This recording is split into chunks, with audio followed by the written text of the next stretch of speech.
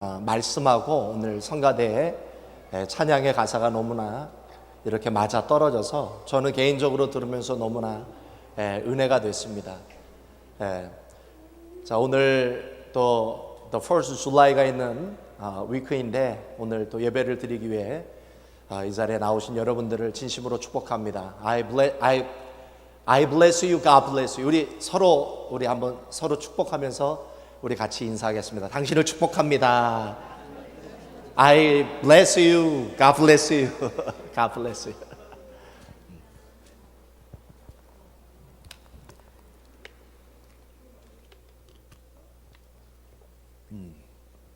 이제 오늘부터 지난주까지 이제 마태복음을 마쳤습니다. 마태복음의 비유의 말씀, 마태복음을 마치고 오늘부터 이제 레위기 말씀을 가지고 함께 은혜를 나누려고 합니다. 이 레위기는 성경학자들이 얘기합니다. 레위기는 마치 히말라야 등정과 같다라고 얘기합니다. 레위기서를 읽는다는 것은 히말라야 등정과 같다. 레위기서를 읽는다는 것은 고비 사막을 통과하는 것과 같다. 그랬어요. 그래서 여러분이 성경 일독을 하면서 성경 일독에 자초하고 마는, 성경 일독을 포기하고 마는 바로 그 장이 레위기서라고 얘기할 수 있습니다. 너무나 따분하고 지루하기 짝이 없는 책, 이 레위기. 저도 사실은 정말 주님을 만나고 성경 충만해져서 성경을 읽다가 레위기서를 읽으면서 많이 졸았어요. 영적으로 시험에 들게 하는 책, 성경을 멀리하게 만드는 책이 바로 레위기서입니다. 제가 사실 레위기를 준비하면서 걱정이 많았어요. 오늘 설교하다가 성도들 다 재우는 게 아닌가, 굉장히 제가 염려, 걱정, 근심이 많았습니다. 오늘 이 레위기서를 설교하다가 한 30% 이상 주무시면 다음 주부터 레위기를 안 하려고 그래요. 힘든 책이고, 그래서 오늘은 다른 날과 달리 우리 함께 영적인 히말라야를 등정합시다. 할렐루야. 함께 고비 사막을 통과합시다. 할렐루야. 그 대신 짧게 할 테니까 집중해 주시기 바랍니다. 할렐루야. 여러분, 구약이 총 몇 장이에요? 39장. 구약 39장에서 가장 중요한 책 하나를 뽑으라면 뭘까요? 레위기예요. 유감스럽게도. 다른 책들이 다 불타도 우리가 목숨을 걸고 건져야 되는 책이 있다면 그게 바로 레위기입니다. 레위기는 너무나 중요한 책이에요. 신약에서는 성경학자가 얘기했습니다. 모든 책이 불타더라도 건져야만 하는 책이 있다면 그 책이 뭐일까요? 신약 성경에서는 로마서입니다. 할렐루야. 레위기와 로마서는 반드시 건져야 돼요. 아무리 이 책이 힘들고 어렵다 할지라도 여러분이 레위기와 로마서는 반드시 통과해야 될 줄 믿습니다. 레위기를 읽어야만 우리는 기독교 신앙이 무엇인지 제대로 이해할 수 있어요. 기독교 교리가 무엇인지 제대로 이해할 수 있습니다.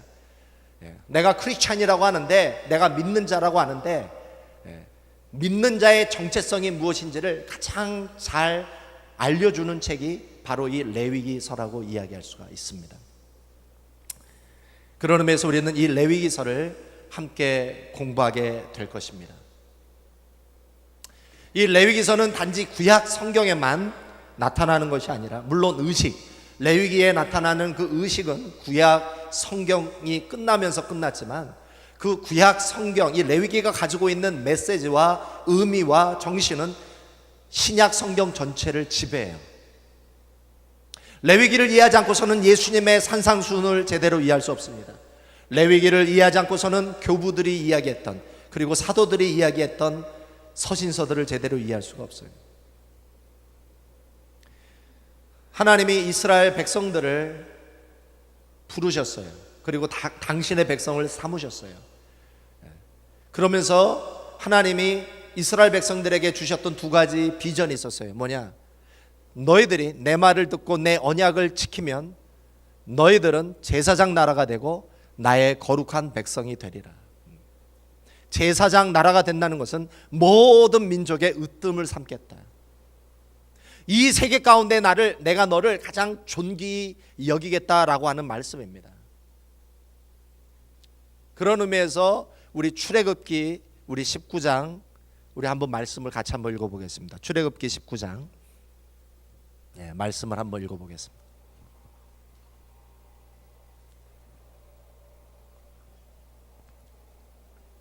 출애굽기 19장 5절 6절 말씀 우리 한번 읽어보겠습니다.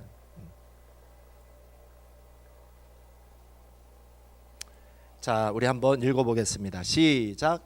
세계가 다 내게 속하였나니 너희가 내 말을 잘 듣고 내 언약을 지키면 너희는 모든 민족 중에서 내 소유가 되겠고 너희가 내게 대하여 제사장 나라가 되며 거룩한 백성이 되리라. 너는 이 말을 이스라엘 자손에게 전할지니라. 하나님의 소유가 되고 제사장 나라가 되고 존귀한 나라가 되고 장자의 나라가 되고 거룩한 백성이 되는 조건이 뭐라고요? 내 말을 잘 듣고 이 언약을 지키면이라고 그랬어요. 그러면 여기서 말씀하시는 내 말과 여기서 말씀하시는 내 언약이 우리가 지켜야 하는 언약이 뭘까요?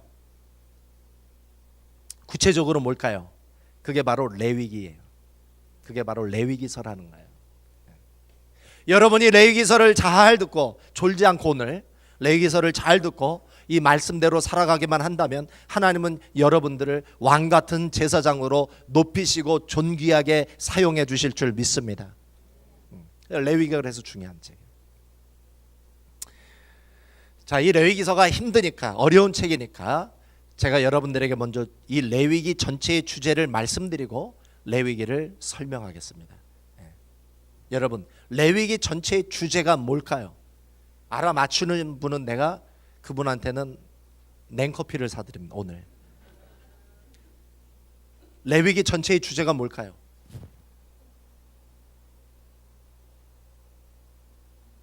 한 사람도 없네. 한 사람도. 뭐 80점. 두 글자인데. 헌신, 순종, 예배, 사랑, 제사. 그것이 무엇을 향해요? 한 단어로 향하죠. 결국 예배, 두 글자, 제사. 또 냉커피 먹으려고 또 열심히 또 대답을 하시네. 아유, 다행입니다. 여러분들 답을 얘기 안 해줘서 다행입니다. 거룩입니다. 거룩. 한번 따라해 보시겠습니다. 거룩. 그게 레위기 전체의 주제예요. 근데 이 거룩이라는 말씀이 레위기 전체의 주제만 될까요? 레위기만의 주제일까요? 아니에요. 구약 전체의 주제고 신약 전체의 주제며 성경의 주제인 줄 믿습니다. 여러분, 그래서 우리가 성경을 뭐라고 얘기해요? 성경책을 영어로 뭐라고 그래요? Holy Bible. Holy Bible. 그렇죠? 그러니까 거룩이 영어로 뭐예요? Holy. 이 책이 Holy Bible. 거룩함이라는 것은 성경 전체의 주제예요. 그래서 예수님이 마태복음 5장 18절에서 이렇게 말씀하셨어요. 한번 같이 읽어보겠습니다. 마태복음 5장 18절. 자, 예수님이 이 레위기의 말씀을 받아서 산상수훈을 이렇게 정리한 거예요. 한마디로 예수님의 산상수훈을 이 한마디로 레위기의 그 메시지, 그 레위기의 말씀을 받아서 이렇게 말씀하셨어요. 읽어보겠습니다. 시작. 그러므로 하늘에 계신 너희 아버지의 온전하신 것 같이 너희도 온전하라. 여기서 온전하다라는 말은 perfect라는 말은 holy하고 똑같은 말이에요. 거룩이라는 것은 온전함이에요. 그뿐만이 아니라 예수님의 수제자였던 베드로가 베드로전서 1장 15, 16절에서 레위기의 말씀을 이렇게 받아서 이렇게 선포했어요. 우리 한번 읽어보겠습니다. 베드로전서 1장 15, 16 읽어보겠습니다. 시작. 오직 너희를 부르신 거룩한 이처럼 너희도 모든 행실에 거룩한 자가 되라. 기록되었으되 내가 거룩하니 너희도 거룩할지어다 하신. 여기서 기록되었으되, 이게 어떤 말씀에 기록되었으되? 레위기 말씀에 기록되었으되. 그래서 레위기의 전체 주제는 거룩이에요. 그런데 하나님이 이 레위기를 통해서 결국은 우리들이 거룩한 사람이 되기를 원하는 거예요. 거룩해지기를 원하는 거예요. 그런데 제가 여러분들한테 질문하겠습니다. 여러분 가운데 지금 거룩한 사람 한번 손 들어보세요. 거룩한 사람 손 들어보세요. 한 명도 손 안 들잖아요. 우리 가운데 거룩한 사람은 없어요. 심지어 저도 거룩하지 않아요. 하나님이 저를 거룩한 사람이기에 목사로 쓰신 게 아니죠. 저도 거룩하지 않습니다. 자, 그런데 우리 가운데 단 한 사람도 거룩한 사람이 없는데 왜 하나님은 우리에게 거룩하라고 말씀하셨을까요? 자, 이 질문을 푸는 것이 이 레위기 전체를 푸는 가장 중요한 열쇠예요. 왜 우리는 거룩하지 않은데 왜 우리를 거룩하라고 말씀하셨을까요? 자, 첫 번째, 하나님 우리를 거룩하게 말씀하신 이유가 있어요. 왜냐하면 하나님은 여러분들을 만나기를 원하시는 줄 믿습니다.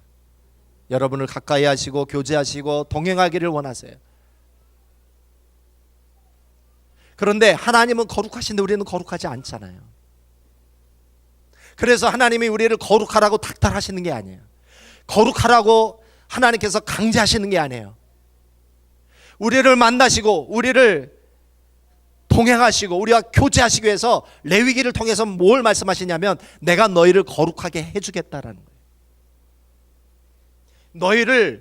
너희가 거룩하게 살라라는 말씀이 아니라 레위기서는 뭐냐면 내가 너희를 거룩하게 하겠다는 것이죠. 내가 너희를 정결하게 하겠다는 거예요. 내가 너희를 깨끗하게 만들겠다는 거예요. 그래서 내가 너희를 만날 것이라는 거죠. 내가 너희를 사용할 것이라는 거죠. 내가 너희들을 인도하실 거라는 것이죠. 우리와 동행해 주실 것이라는 것이죠. 더러운 우리를 하나님은 우리를 깨끗하게 해 주시겠다는 거예요. 그것이 바로 레위기의 메시지예요.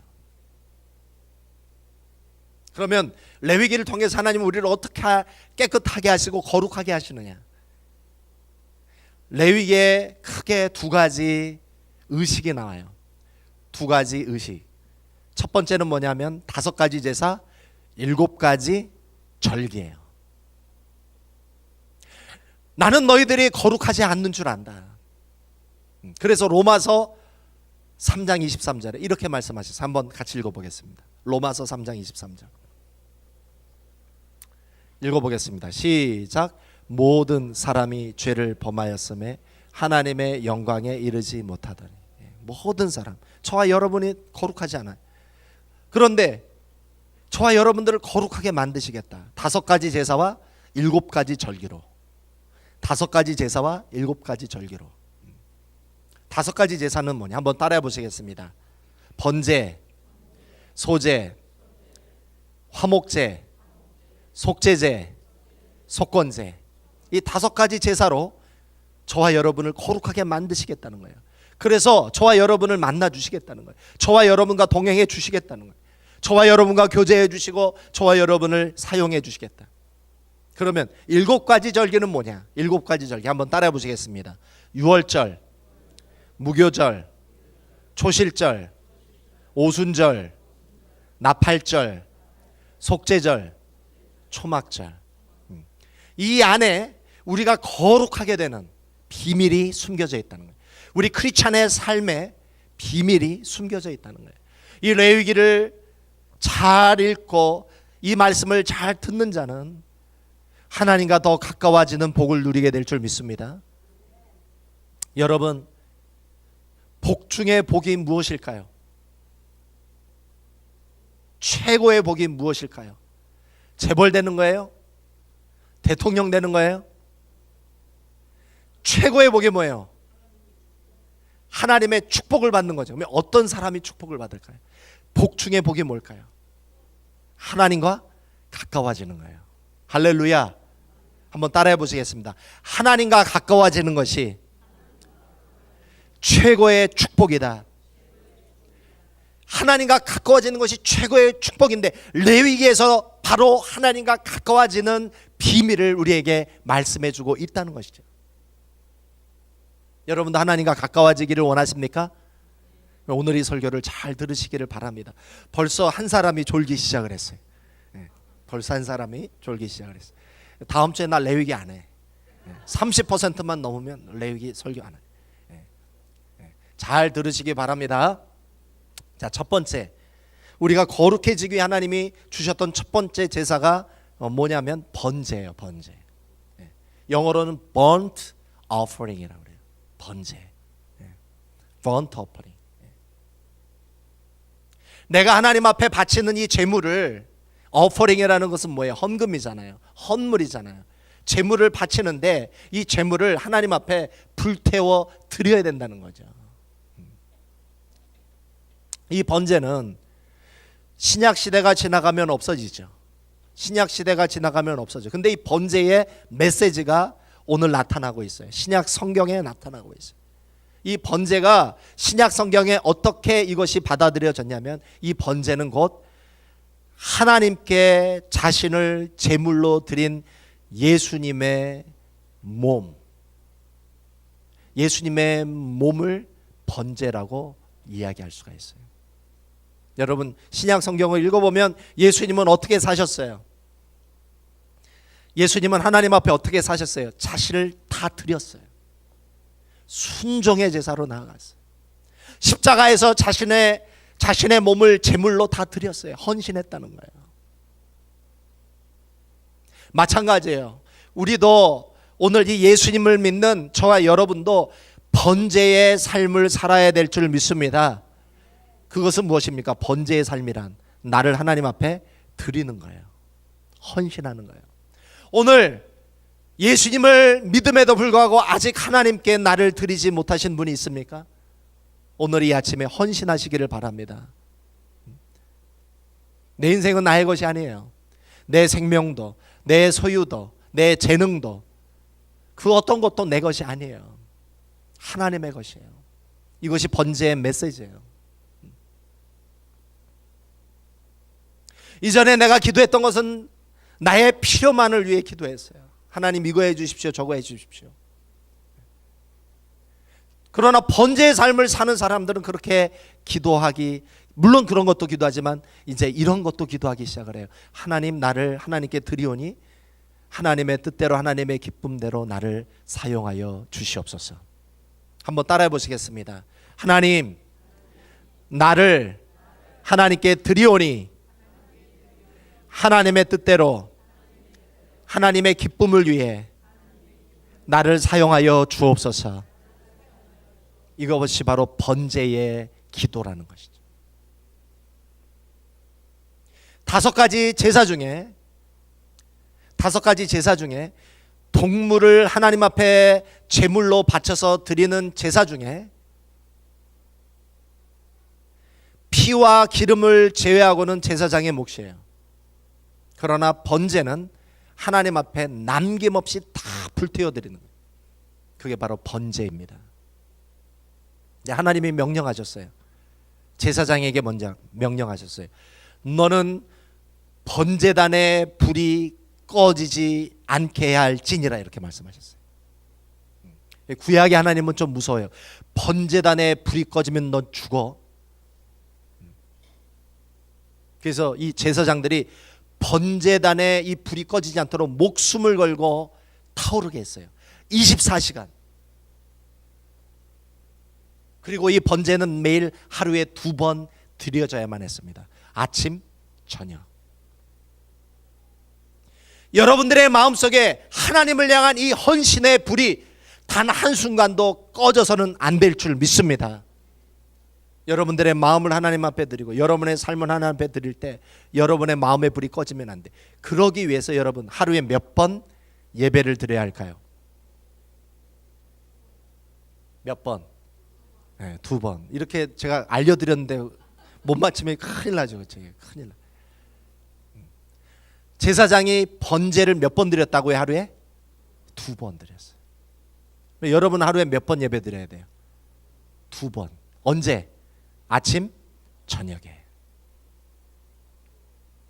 여러분 경험하셨죠? 아침에 예배 드리고 집에 돌아가서 점심만 딱 먹으면 오전까지는 하나님 생각하고 교회 생각하다가 점심 딱 먹으면 이제 돈 걱정, 자녀 걱정, 집 걱정, 직장 걱정, 나도 모르는 사이에 세상 사람이 되어 있어요.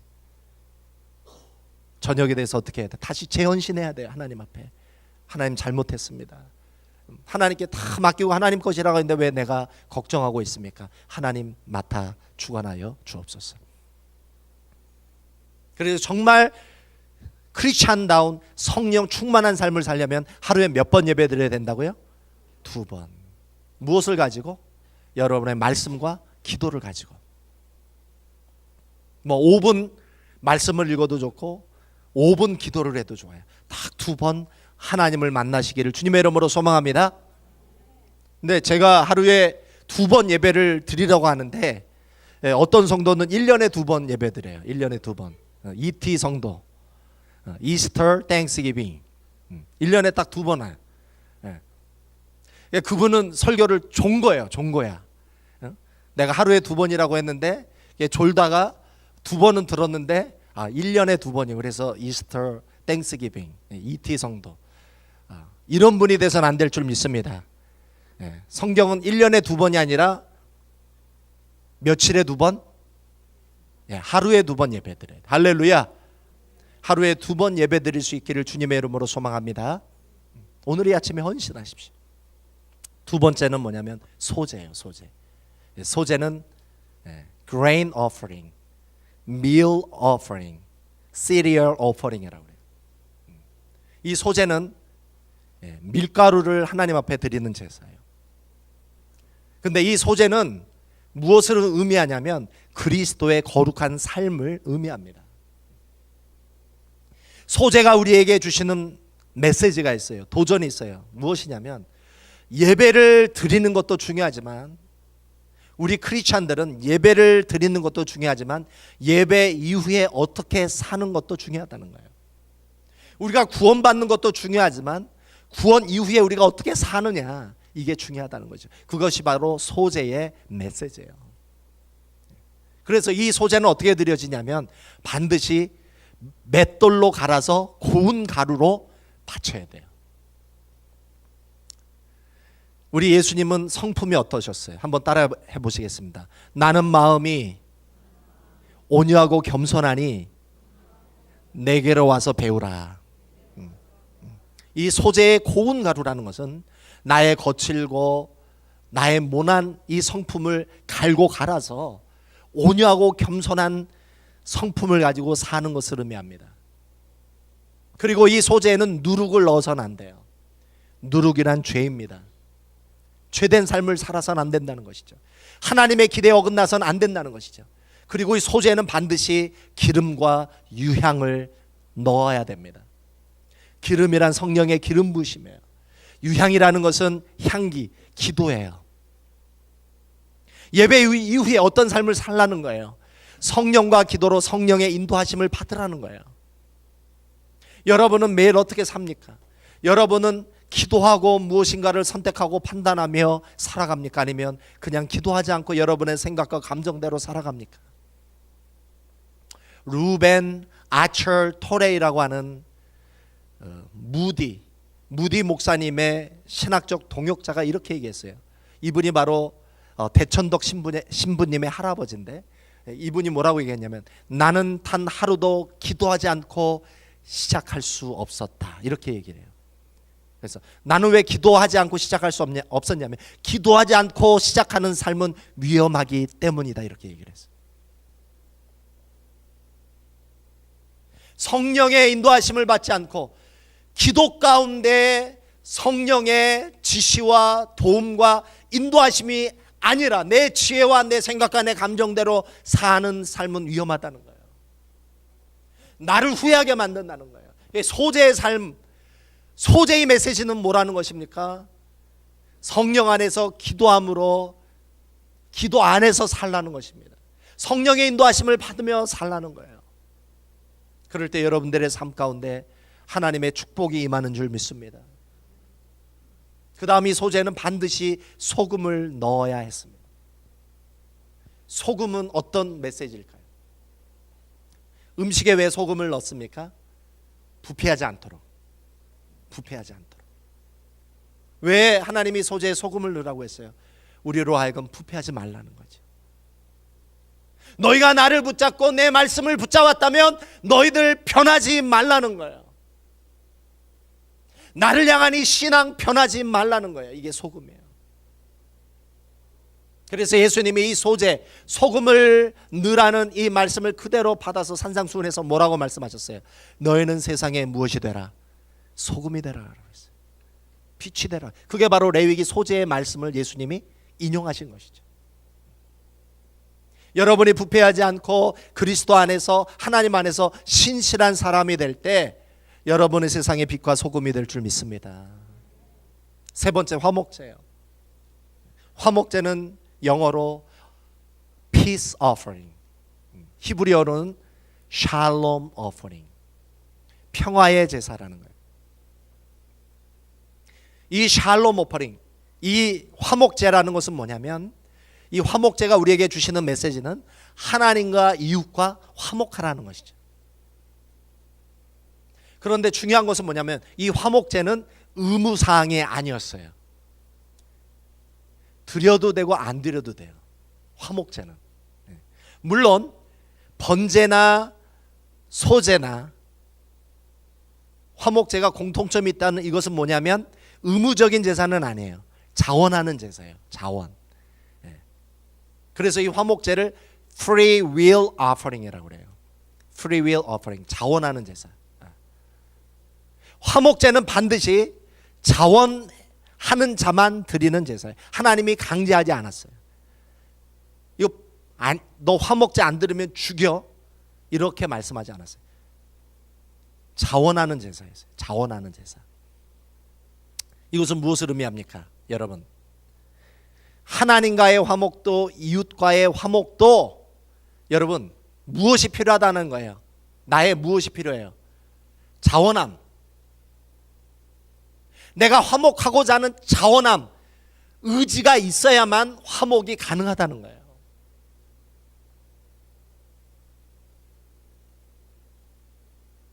여러분은 하나님과 이웃들과 화목하기를 원하십니까? 근데 왜 아멘이 왜 이렇게 작아요? 어떤 분은 화목하기 싫나 봐. 그냥 혼자 그냥 살고, 집에서 혼자 그냥 살고 싶나 봐. 여러분은 하나님과 이웃들과 화목하기를 원하십니까? 그러면 하나님이 뭐라고 말씀하세요? 화목하기를 원한다면 무엇이 중요하다? 내 의지가 중요하다는 거예요. 내 자원함이 중요하다는 거예요. 그렇죠? 내가 노력해야 된다는 거예요. 누군가와 마음이 불편하다면 여러분 어떻게 하셔야 돼요? 저절로 해결돼요? 저절로 해결 안 되죠. 그렇죠? 어떻게 해야 돼요? 내가 그 사람에게 손을 내밀어야 될 줄 믿습니다. 가장 좋은 것은 뭐예요? 마음과 불편한 사람과 화목해지려면 제일 중요한 게 먹여야 될 줄 믿습니다. 먹여야 돼. 할렐루야. 먹여야 돼요. 같이 밥을 먹어야 돼요. 그래서 이 화목제사는 피와 기름을 하나님께 드리고 5가지 제사 중에 그 제사자가 함께 먹을 수 있는 제사가 화목제였어요. 번제는 하나님께 다 드리기 때문에 제사자에게 돌아가는 몫이 없었어요.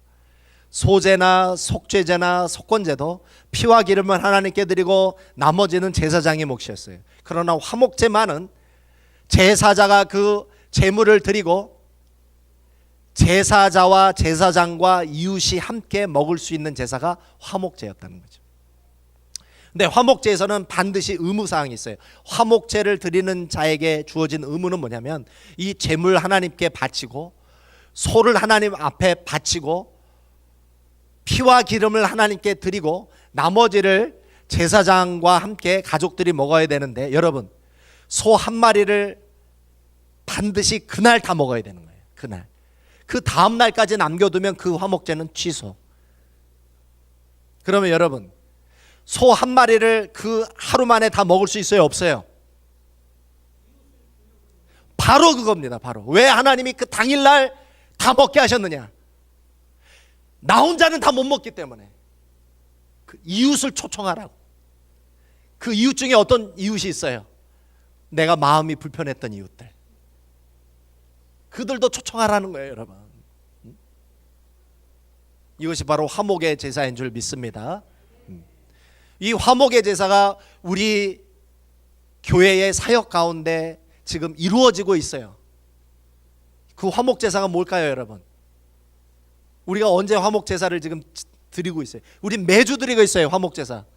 그렇죠. 친교실에서 같이 밥 먹는 거. 이게 화목 제사인 줄 믿습니다.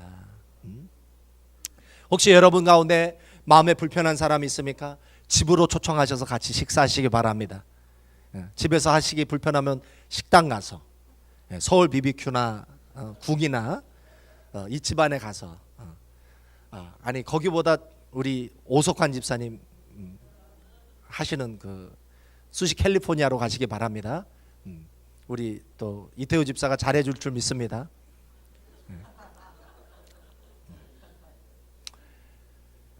여러분, 화목제를 드리셔야 돼요. 그러니까 화목제를 드리라는 건 뭐예요? 화목하라는 거죠. 하나님과 우리들의 이웃들과의 관계 속에 화목하라.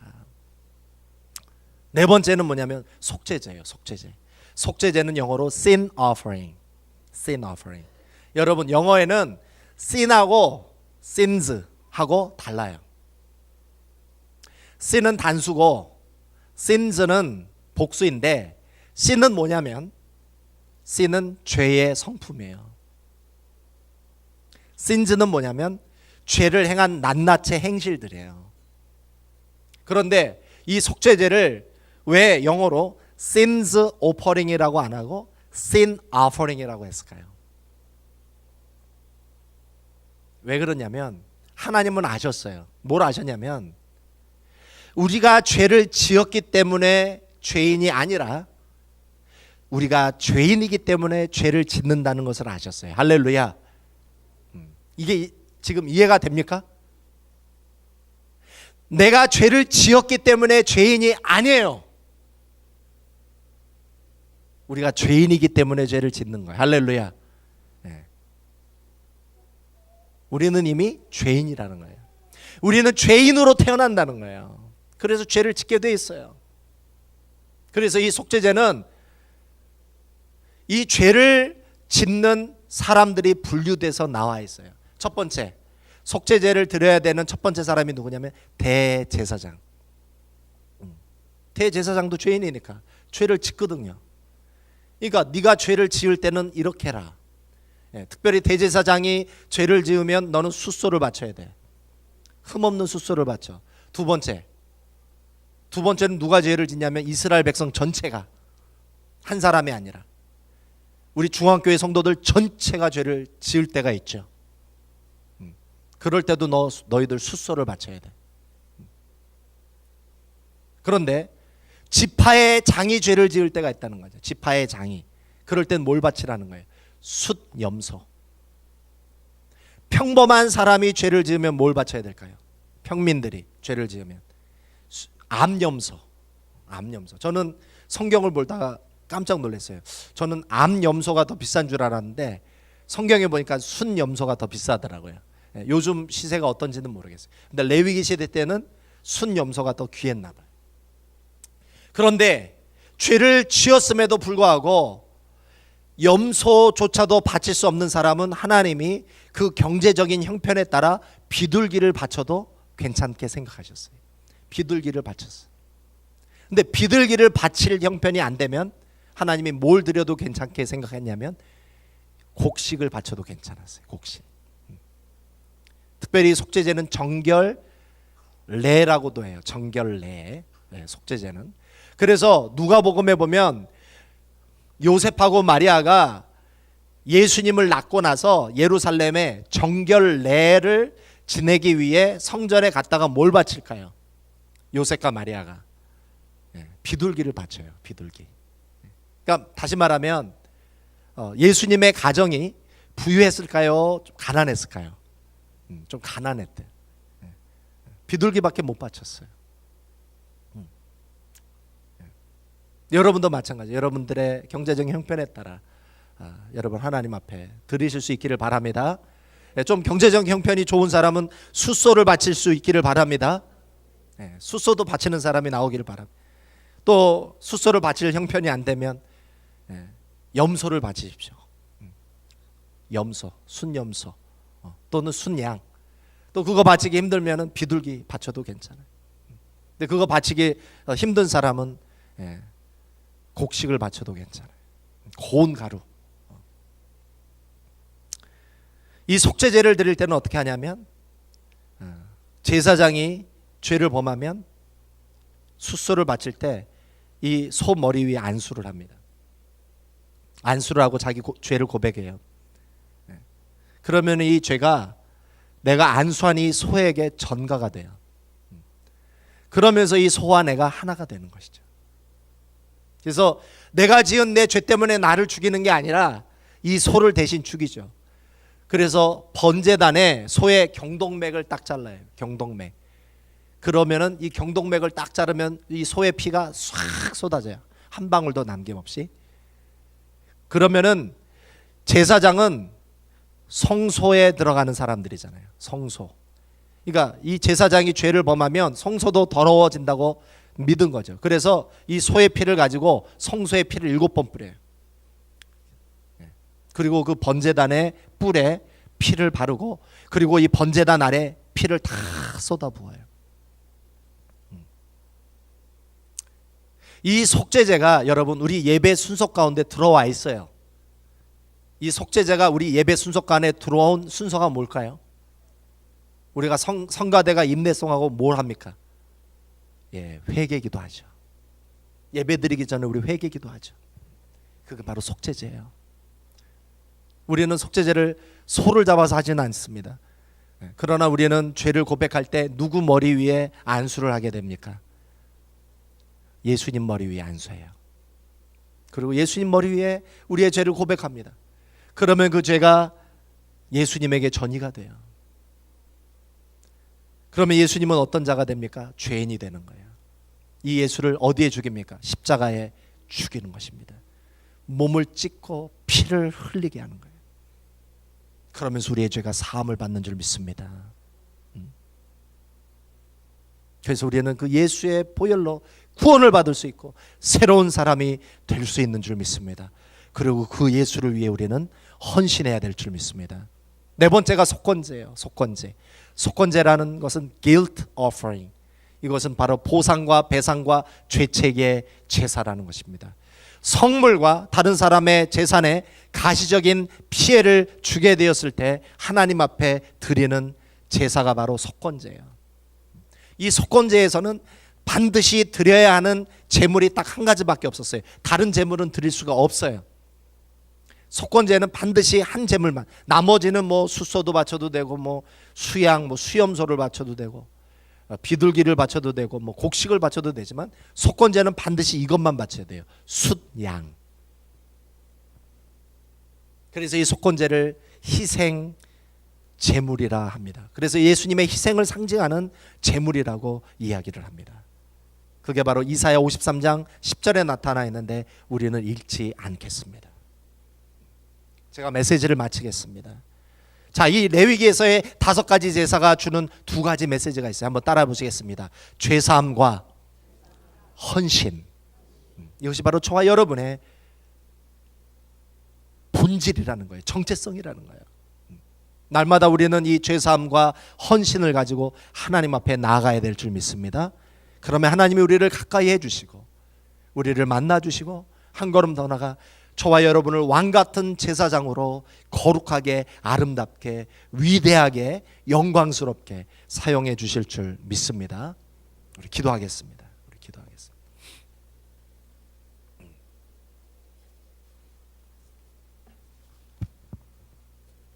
우리 같이 기도하실 때 하나님, 우리 날마다 이 제사를 가지고 죄사함과 헌신의 예배를 하나님 앞에 드리고 하나님께 가까이 나아갈 수 있도록 주님 인도하여 주옵소서.